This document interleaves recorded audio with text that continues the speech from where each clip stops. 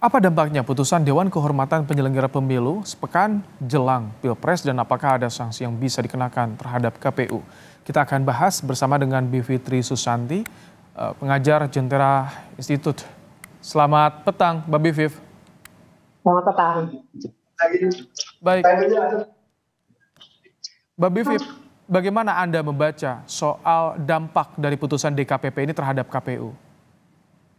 Dampaknya terhadap KPU memang kalau secara hukum ya kita agak terkunci di sini. Tapi kita nanti harus bicara juga ya dampak secara politiknya. Kalau secara hukum memang betul bahwa namanya Dewan Kehormatan Penyelenggara Pemilu itu dewan etik sebenarnya.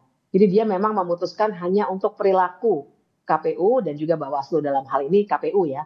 Jadi ketika dia menyatakan ketua KPU sudah melakukan pelanggaran berat, makanya kena peringatan keras terakhir katanya ya. Maka ya tinggal dilaksanakan saja, tapi itu tidak berdampak hukum secara langsung pada penetapan Prabowo Gibran. Kalau putusan DKPP ini mau ditindaklanjuti ke Bawaslu untuk meminta pembatalan penetapan, atau kalau mau diteruskan ke forum-forum lain nanti PT UN misalnya, atau nanti ya di ujung di perselisihan hasil pemilihan umum di Mahkamah Konstitusi, ya bisa saja. Tapi yang secara langsung memang tidak berpengaruh langsung pada penetapan Prabowo Gibran. Nah, cuma memang kalau dalam soal ini, Mas Ibrahim, menurut saya kita harus melihatnya beyond law gitu. Kita harus melihatnya situasi bahwa ada dampak politis terhadap proses soal legitimasi bagi pemilunya bagaimana? Nah, itu dia. Jadi yang saya lihat adalah dampak politik pada legitimasi pemilu. Dia pemilu kali ini semakin kehilangan legitimasinya. Perlu saya ingatkan bahwa ini bukan pertama kali ada persoalan etik yang mengganggu. Walaupun lagi-lagi dampak hukumnya tidak secara langsung. Kan dulu juga Majelis Kehormatan MK sudah mempersoalkan etik dari pamannya Gibran ya, dan ini etik lagi. Dan saya juga harus mengingatkan pemirsa semuanya, Mas Ibrahim, bahwa pelanggaran teguran keras terakhir ini sebenarnya yang ketiga loh. Ada teguran keras terakhir, juga istilah terakhirnya digunakan pada bulan April 2023 untuk kasus wanita emas. Kemudian ada pelanggaran atau teguran keras pada Oktober 2023 untuk keterwakilan perempuan. Dan ini adalah teguran keras terakhir lagi, yang ketiga, ibaratnya seperti kena SP3 begitu ya, kepada ketua KPU. Jadi kelihatan betul di sini profesionalitasnya KPU dan integritas mereka sudah bisa dipertanyakan. Nah itu dia, kalau ada paslon yang mempertanyakan bagaimana dengan jalannya pemilu ke depan, kalau sudah seperti ini, bagaimana pandangan Anda, Mbak Biviv? Iya, saya ikut mempertanyakan sebenarnya. Tanpa memihak paslon manapun, menurut saya ini persoalan bagaimana kita mau memaknai pemilu. Bukan sekedar sebagai proses yang harus dilewati begitu saja, harus coblos, terus berlalu. Tapi ini adalah soal demokrasi, soal bagaimana legitimasi pemerintahan yang berikutnya. Jadi pertanyaan ini sangat layak ditanyakan, meskipun nanti kita akan berdebat lagi. Biasanya kan pihak Prabowo Gibran akan selalu mendebat nih soal-soal etik karena dianggap tidak penting.